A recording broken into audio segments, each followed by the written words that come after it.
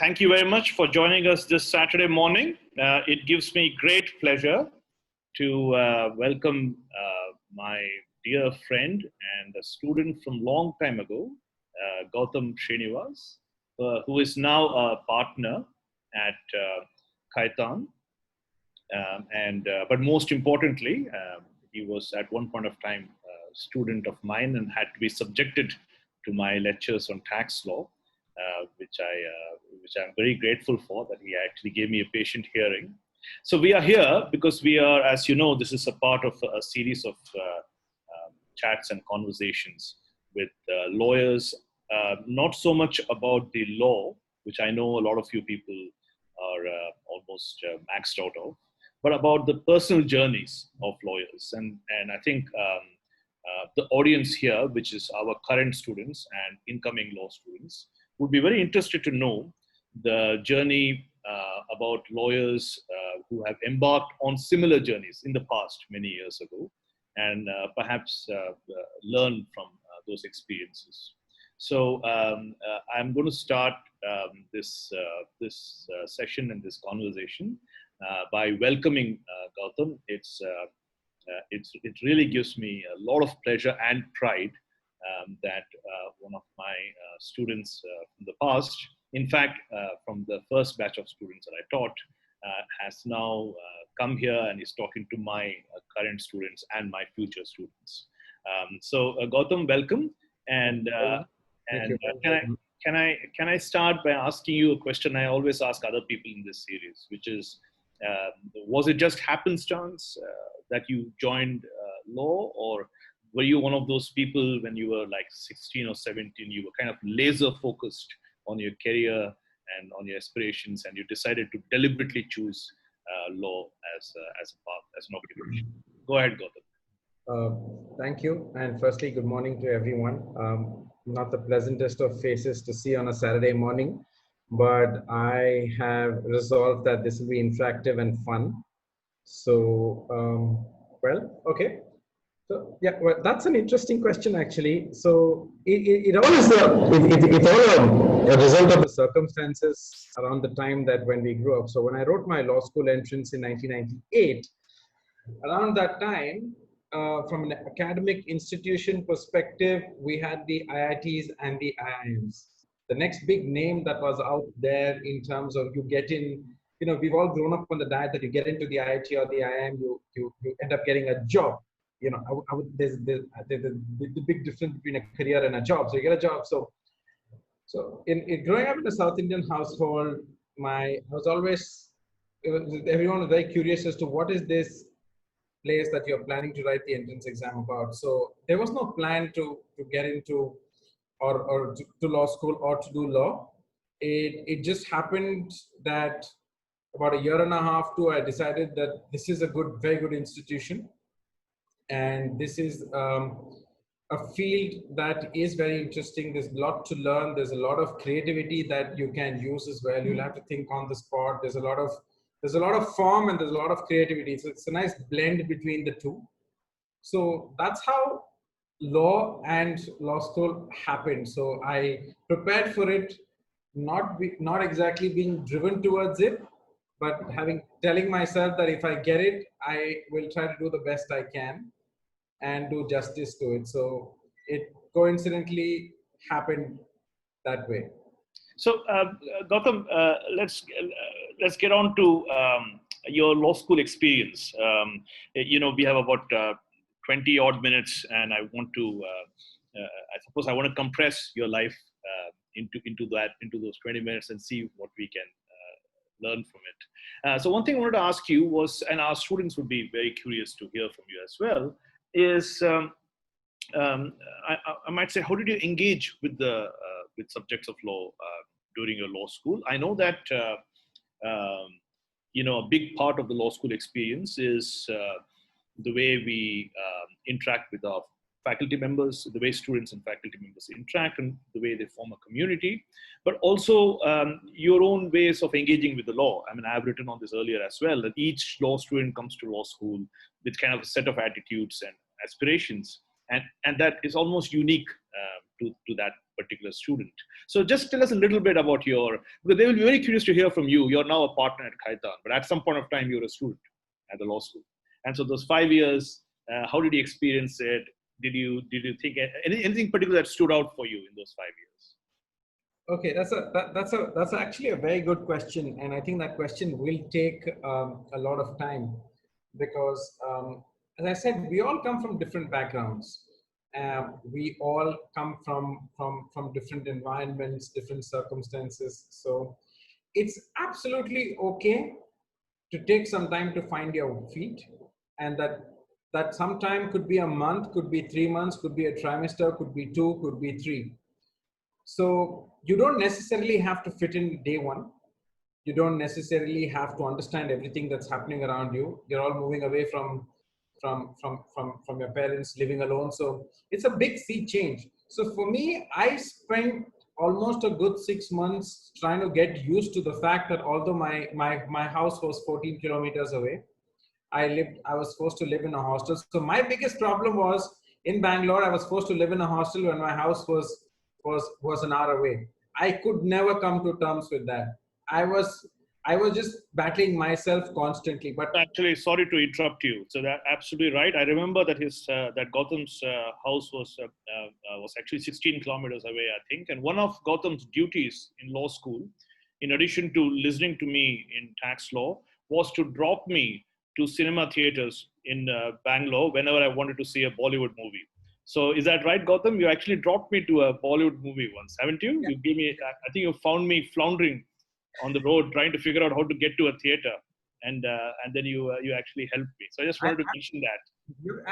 absolutely, and I will come back to why I did that as well, because tax and me go back a long way, but I will come back to that story. But coming back to how it was initially, I took some time to understand what a project was, how you go by it. Some people take to it like a fish to water, some people don't, and I didn't. But the mistake I made was I didn't seek help. I didn't ask. I was too conscious. I said, what if I ask? Would someone categorize me? Would someone think I'm in a certain way? But I think the biggest takeaway when I look back at my academic life was the message that I want to get out there is, if you don't understand something, ask. Don't get it? Ask again. Don't get it the third time? Make your effort, but ask again, because someone will make time. So that is where I think I found it a little difficult to cope with what a project was. You know, going to the library, for example, reading up about something, getting a photocopy of that, coming back to the room, dwelling further on it, reading 8 different articles for a project, what a project was in the first place. So I never made the effort to clear the misconceptions or the doubts that I had. I think is very, very important. It's communication. We talk a lot about it in terms of communicate freely, irrespective of what it is. Don't be conscious. So that is where it was initially for me. But as time went by, you grow into it. You understand what requires to be done, and that's where I settled into the regime part of it. But then again, law school for me was a lot about discipline. And if you actually break it down, it's fairly simple. You know, you just need to put your life into different buckets. There is a time to play, there's a time to go to the library and work, there's a time to do your projects, there is a time to prepare for your class. And I'm not saying 2 hours of each. I'm just trying to say, you know best.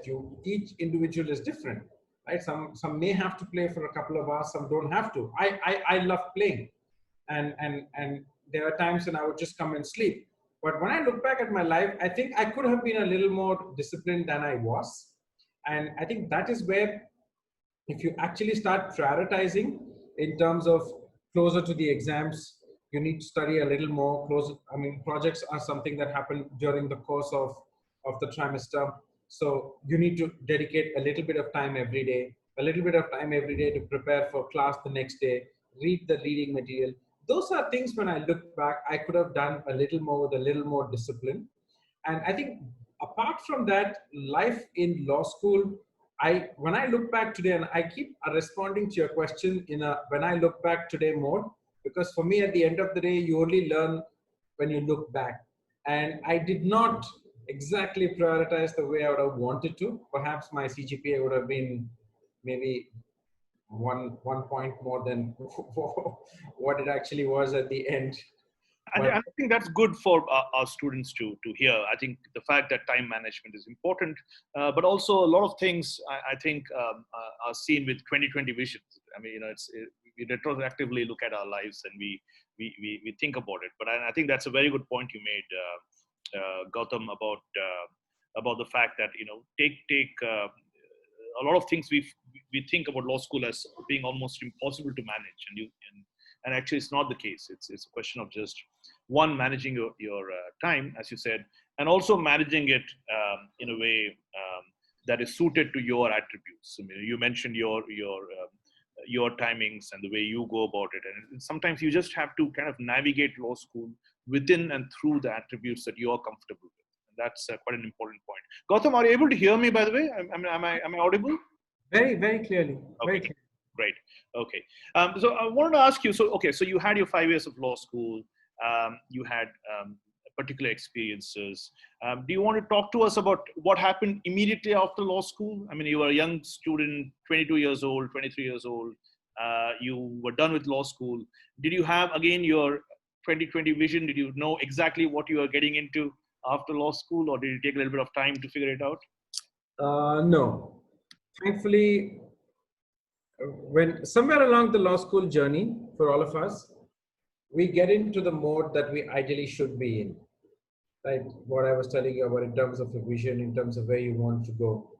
Thankfully, from the fourth or the fifth year, I knew what I wanted to do. I wanted to work in a law firm. I wanted to do corporate law. So I was fairly certain in terms of which direction I was headed. Thankfully, the internships that I did helped a lot. And I will spend a few minutes on internships a bit later. But where towards the end of law school, you end up having a comfort zone with a certain type of work. If you don't, it's okay. But I was fairly certain. So I didn't have a 2020 vision when I was graduating, because when I sat for the interviews, I was fairly certain what sort of interviews I sat for, what sort of work I wanted to do. So it was very helpful, because that is exactly where 4 years of law school, of a rigorous work schedule, of a certain form, of a learning in a certain way, putting your projects together. As I tell myself, just doing projects over a course of 4 years and sporadically in your fifth year, that itself sets a certain sense of discipline in you. Because it's not easy to sit out there every 3 months, to come, to sit, to type, to put your bibliographies together, to give a viva, to stand by what you've written. So I was very clear when I was graduating, and that probably came from the fact that midway from my third year onwards, I started speaking to people in terms of this is what I like to do. And I had the benefit of reaching out to a few people who gave me time, and people will give you time. When you want to go, if you were to ask people, they will give you time, they will guide you, they'll be more than happy to spend time explaining to you what life in a law firm is, what a litigating. Gautam, that's what you're saying is very interesting to me, and to our students. Can you tell me a little bit about that? So when you said people give you time, did you mean in terms of internships and all this, when you were talking to law firm associated partners? Yeah. So when I would do an internship, I would I think that is probably where my internships were very, very critical in shaping the person that I became after law school and what I wanted to do.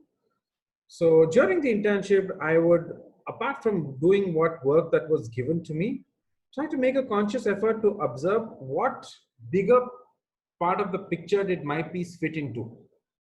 If I was reviewing something, if I was doing research on something, what was I trying to do research for? What query arose that a research was warranted? So I tried to understand. Then I would ask them, why is this needed? What sort of work is this? Do you every day leave office at 9:30? You know, is it normal to come in at 10:30 in the morning? And these are smaller things, not intrinsically linked to law, but you learn a lot in terms of people would leave at 10 at night, 10:30 at night, get home, you know, probably half an hour more of work, but they could come in at 10:30. So it's all about balancing as well. So I would speak to people at my internships to get some guidance in terms of what exactly is required. You just say 9:30, 10:30 in the night. Gautam, that looks like a very hard internship you've been doing. I mean, um, and it sometimes is the case, right? I mean, just depends on the work. You might have to just do that work that day, and it might only end at 10 p.m. Right? You've got 5 years to get great grades in law school. You've got 1 month in an internship where you can actually, after you make it into that internship, your CV is in the HR's desk.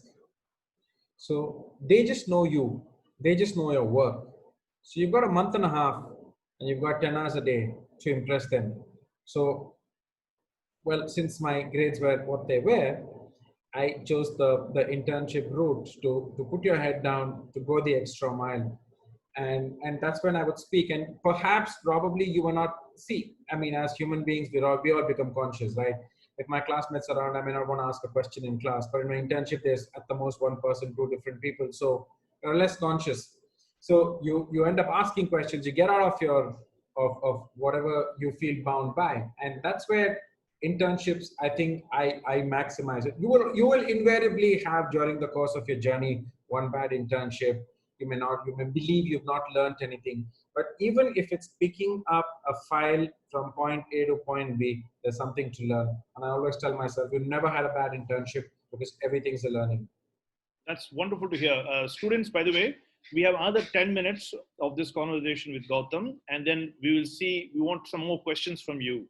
Gautham yesterday warned me. He said, Professor Nigam, listen, I've listened to a lot of your lectures already, and I want an interactive session this time. I want to hear you and your students, but I want to do that in an interactive way. So let's honor his request, and let's have an interactive session with him. The more the interactive session, I can assure you that I will do my best to get you an internship at the end of your third year. So right. Yeah, that is something that I'm leaving on the table right now. I'm a fun guy, so so please do ask questions in the chat session, in the chat box, and at the end of 10 minutes, we'll open up this session for everyone to talk to. So please do, if you want to ask a question, please do ask either in the chat box or please. Can I say something before you get on to your next question? Yes, of course. And I'm going to be a little brash about this. You've known me as a student to be a little. So my GPA is 3.47 out of 7. So if that gives you guys any comfort in terms of knowing that I'm a fun guy and I've done my bit of fun things in law school, and you can feel free to ask me any further questions on that. I'm hoping that that eases it up a bit for you guys as well.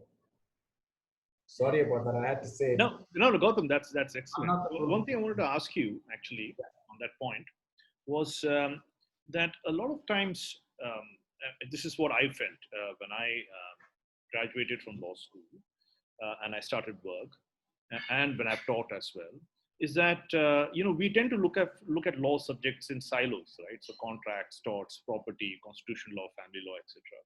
But the world outside is not made of silos, right? So give us a bit of your experience post law school. I know that you practiced in a lot of different departments, and you left Bangalore. You're in a different city now. You're in Delhi, and therefore you've not just gone traversed things in terms of law, but also geographically, you kind of left you. I mean, I'm assuming Bangalore is your hometown, right? So you left your hometown, you're living somewhere else, much like I am now. So tell us a bit about that. Tell us a bit about your kind of experiences in the law outside of the textbook, and also experiences in the law geographically as well. Great. Good question, actually. So I'm presuming you all are doing contract law right now, right? So what you're taught in class and what the law says is the framework of a contract, and it's an agreement between two parties. Now, when you do an internship, you will do an investment agreement. It will be 100 pages. So what your contract law teaches you is two people have to agree to get together to do something in a certain way. That's the framework of the law. The law also says this should not be violative of law, it should not be a void contract, etc. So it just sets the framework. What you put into it is what two people agree to do with each other, right? So if you're researching on a certain proposition, and if you're working on someone, if you see a shareholders agreement or an investment agreement, your job is to ask, how have these two people agreed to do this? How have two people agreed that they want to put a certain set of things into this agreement and be bound by it? And if you make the effort to ask that question, somebody will tell you there is something called as a term sheet where two people agree that these are the 10, 15 things that we will come to each other or work together with each other. Rest of the things will happen in a certain way. And that's essentially the difference between understanding what you do in class and how it practically pans out. In the real world, when I graduated from law school, I spent time understanding when I was given a certain work to do, I also tried to understand where it fitted into the larger. Now, as an intern, it was a small research. I had to give it to someone and he would fit it. He would fit the piece in. Here, I was the guy who was doing the research on my own and I had to fit the piece in. So it's very important to understand the context of what you're doing. So whenever you're given some work, you need to understand where does it fit into the overall context. Now, when you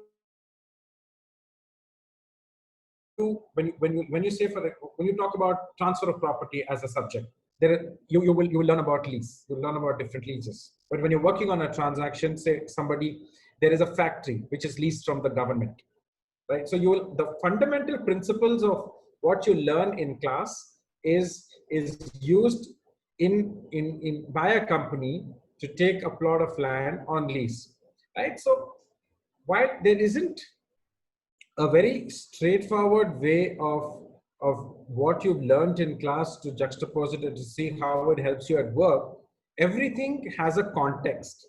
And as long as you understand the context of the transaction that you're doing it becomes important. So you will always have to go the extra mile to ask the right question in terms of what am I doing as part of the whole research or the transaction. So that's where communication becomes important. You don't learn if you don't communicate and ask the right question.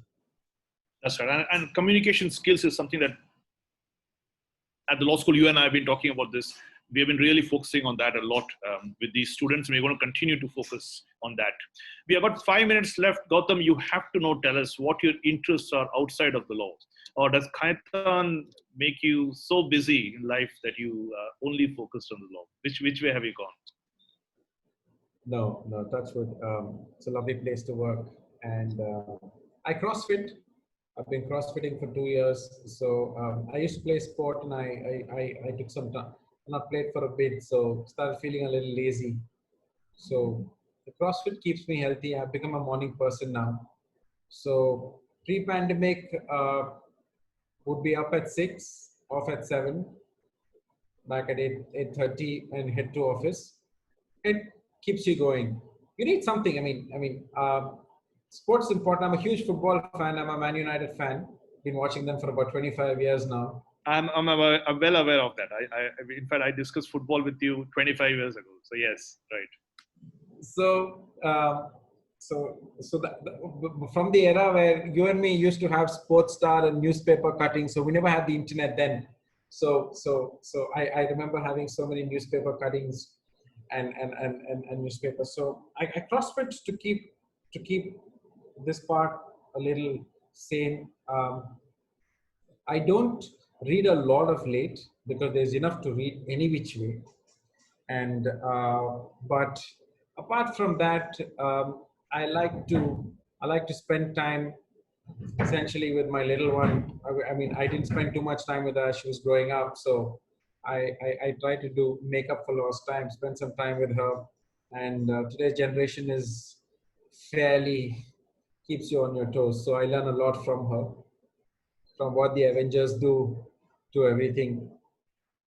And she's gatecast a fair bit of my VC and conferences. So, well, that's I think I keep it simple. I try to get about 7 hours of sleep, and I tell everyone this: if you get an opportunity to be healthy, the first thing you should do, if you have a window to get 6-7 hours of sleep, take it.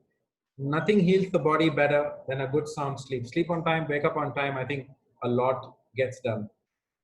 Absolutely. Thank you so much for that. I think that's excellent advice actually. And a lot of our younger generation sometimes they skim on sleep. So I think that's really important that you keep regular hours. It sounds almost trivial, right? But it's actually one of the most important things You know, in it's somebody's very life. interesting what you said. In they, you know, when you CrossFit, if you train with a good guy, and the guy I train with, very interesting. I mean, not related to law, but I'll take a minute.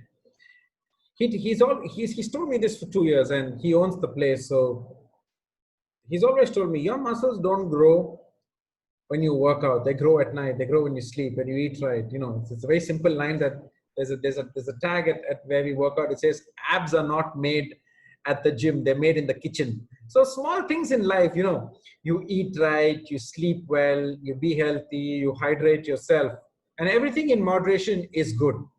So, so you know, that's something that I would like to tell everyone. That's great. So we are now reached almost 11:30. We need our younger audience now to ask ask our guest and ask our questions.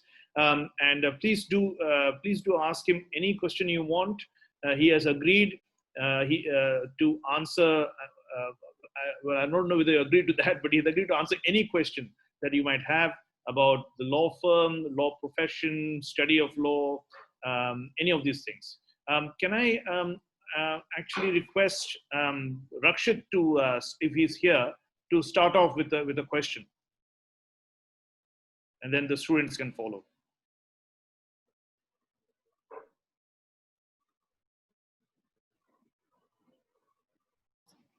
And I see a number of students here. So please ask him any question you want. And I'm going to start off with a question actually before you jump in. I think somebody has already started. So maybe my question has to wait. Okay, I'll wait for, I'll postpone my question. So Tasneem is asking, what do you look in interns? While selecting them for a law firm internship, what do you look for? Tasneem, that's an exceptional question. At the end of your third year, write to me. We'll take it forward from there. You don't, so it's a good one. But now when different firms have different ways of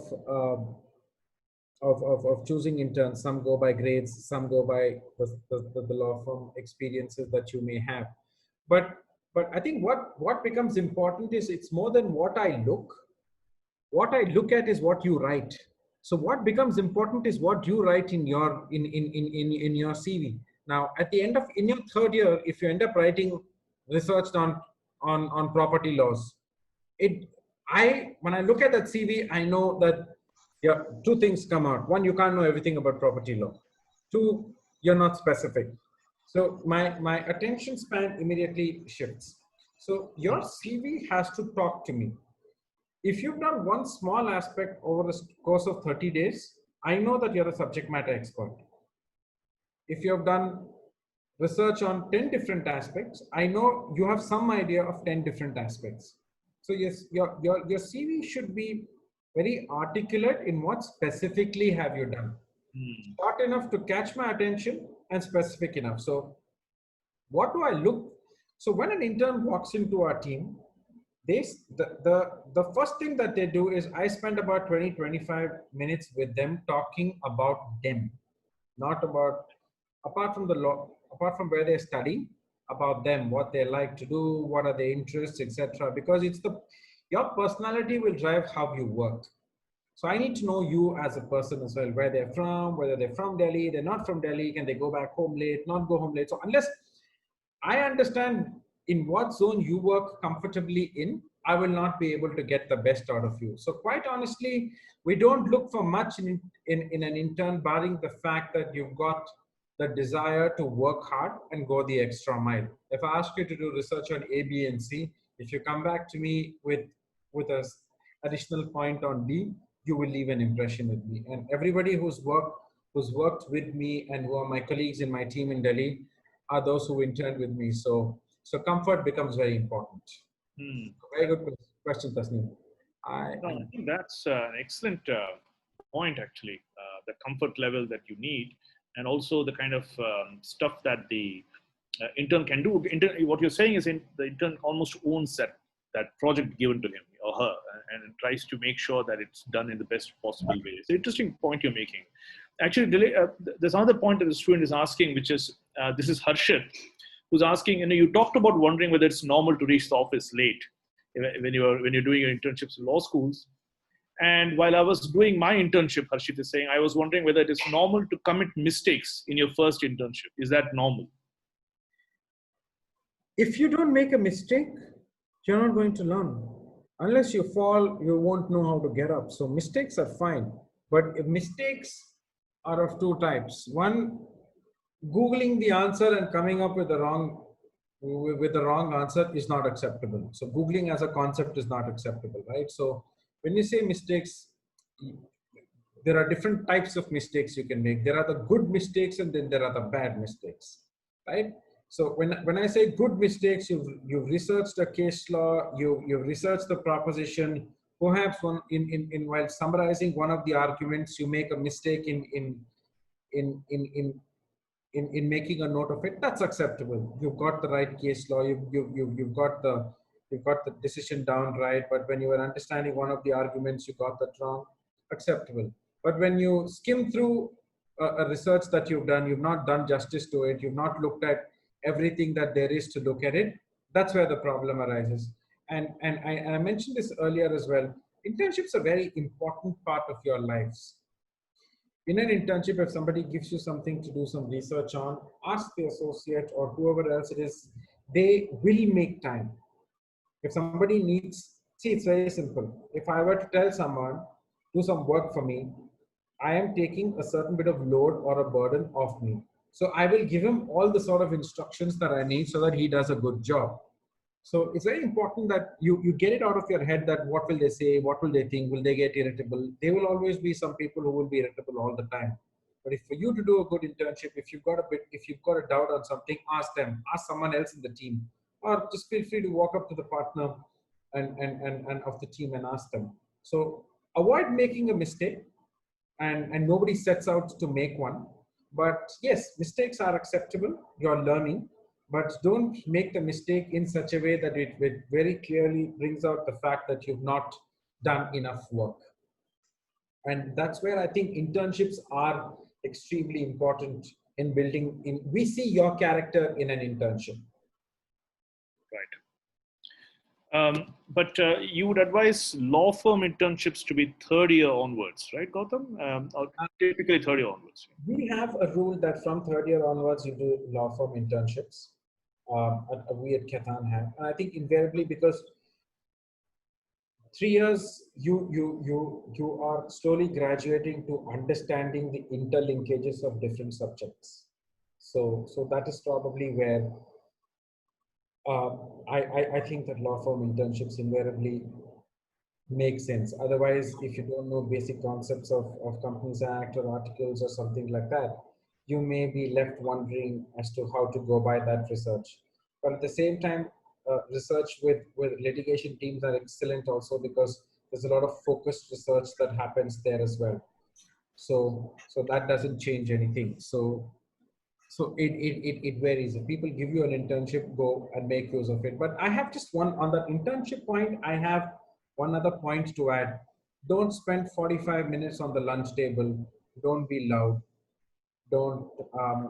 I mean, if you're there to learn, if lunch is from 1 to 2, you don't have to sit there from 1:10 to 1:59. You can come have a quick bite, go back to your desk. If you're sitting idle, pull out something and read. There is so much to read. Just pull out an article and read. All law firms have access to international journals and publications. If you've got a doubt on that, ask anyone. If you were to walk up to anyone and say, I read this, I had some time. Could I ask you a doubt or two? They will make time. Everybody will. In fact, on that point, I must say that I'm actually right now reading a very interesting article co-authored by Gautham on takeovers. And so I'm very happy to see that you're managing both. You're actually practicing law and also writing academically on that. So I think that's a very good combination, Gautam. It, What, it took yeah. me 15 years not to be lazy. I would have ideally liked to get that out of the way a long time back. But somewhere along, I said it's never too late to make the U-turn and set things right. Right. There's another question from Akshat Rawat. He said, while investing our 5 years in School of Law, what should be the main habits we should adopt for our progress, for having a good time at the law school? And I think you spoke a little bit about that already, time management, etc. But is there something else you wanted to add to that? Yeah, I think this is it's a good question. I think it's a question of character, if I may put it in that bucket. Learn to help people around you, because once you start working at 23, 24, you will work for the next 30 years, and in 30 years of your life, there's not going to be a time where rather at 30 years of your life, you're not going to pull through alone on your own will, right? You will always need help, and you will always have to help. So I think one important habit you should inculcate is look around you. If there is someone who can do with some help directly or indirectly, help them out. You're an internship with someone, if someone's a little slow, off the pace, help them. I think building a sense of camaraderie with each other, helping each other out, going the extra mile to sort of course correct someone if they're going a little off, I think it's a very, very important character which will help you in a law firm, because in a law firm, you're never a lone ranger. You're always working in a team. There are always two different skill sets. Those two different skill sets have to come together. And I think inculcating that habit in law school is very, very important, and it will make your progression from a student to a lawyer become a lot easier. Because you interact with so many people. It could be someone who gets you a cup of coffee, to someone who you're working with, to the lawyer on the other side, or to an investment banker. Different people, different stress levels, different skill sets in life. But what fundamentally binds you is, if they end up liking you as a person, things become easier. So be polite, be helpful, and and be easy. It sort of helps. If you've helped someone, invariably someone's going to return the favor in some form someday in life. And I'm a firm believer in that. I cannot overemphasize that point. I think that's really important. That to be a team player is extremely important, and that should start right from your law school life. Absolutely. And in some ways, unfortunately, Gautam, I think some of our law schools, there's unfortunately sometimes a culture of a zero-sum game, where you succeed at somebody else's expense, and actually that's completely untrue in real life, right? And it's important that our law students, as you rightly said, inculcate that habit right from the beginning. And it adds, it's actually inherently it's a good thing to do. It's a kind thing to do, and also pragmatically it's a good thing to do. It really helps the fact that people know you're a team player. So I think that's excellent. And more than anything, if there is anyone being nice to someone helps, it is you, because at the end of the day that somebody is going to help you back. He's a nice guy. Let's do it for him. I think it's always helped, because we're 5 of us in my team in Delhi, and I always keep joking with them, and that we have a lot of fun and banter together, and we're flat across the board, irrespective of what designation they are. They can call me anytime, they can work with me anytime, and what I see is they help each other out without my knowledge, and nobody even brings it to me. There are Saturdays when they're at work, they're doing it, I don't even know. And sometimes someone's in Saturday helping out another colleague because he's not keeping well. And when you do that, you just realize that somewhere along the line, each of you are pulling each other up. It's like this: if someone's on a ladder, you can either pull the guy down, or the guy who's on top can pull you up. Just the way you see it. And I think that's where these skill sets become extremely important in the long journey as a lawyer that you will have once you graduate from law school. We have one last question for the day, which is from Gaurav Gupta. He says, how should we manage with a subject we are not comfortable with in law school, or we find it difficult? because it affects our overall studies. So have you any thoughts on that, Gautham? Just soak it up. Tell yourself that this is like life. Life throws a lot of things at you which you don't want. And but I think you need to approach it positively. I mean, whenever I there are a lot of subjects out there which I still wonder, why did I learn it? Because I don't use any one of it today. But I'll be honest with you. Don't approach something with a closed mind. You will have to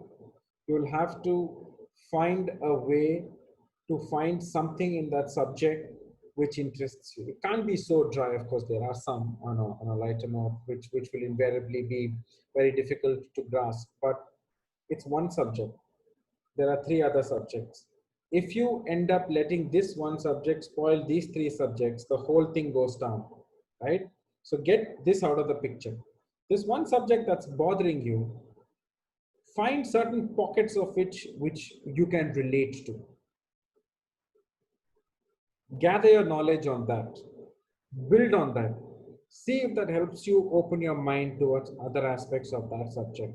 At this age, as much as we believe we don't want to learn something, I think we should tell ourselves that this is like an insurance policy. At some point of time, somewhere, some situation, it will come up and it will be of help. So never tell yourself this subject is something that I don't want to learn. Just learn it enough, keep it at the back of your head, get the grade that you require, and you move on. So don't close yourself out to any subject. It's easier said than done, but it's not a good habit to have, because life throws a lot at you, which you will have to learn to grasp and just take it within your stride and move on. Thank you, Gautam. That's a wonderful answer. And actually, this whole episode, I think, was speaking for my students, both the incoming ones and the current ones, and speaking for my faculty. It was a wonderful experience for us. I think one of the things we did here in this kind of law personal journey series was to kind of try to understand through the lives of people who have gone through this law school, post-law school, law firm, litigation experience. What are the challenges and what are the joys and tribulations of working in this field? And I think we are getting a fantastic view of that already. So thank you very much, Gautham, for your time and for your insights. And we hope to have you over at law school and in law school lectures in the future as well. Pleasure. I stay in Gurgaon, so anytime. You just need to let me know and I'll be there. Thank you. Take care, everyone. Thank you for coming. Be safe. Thank you very much.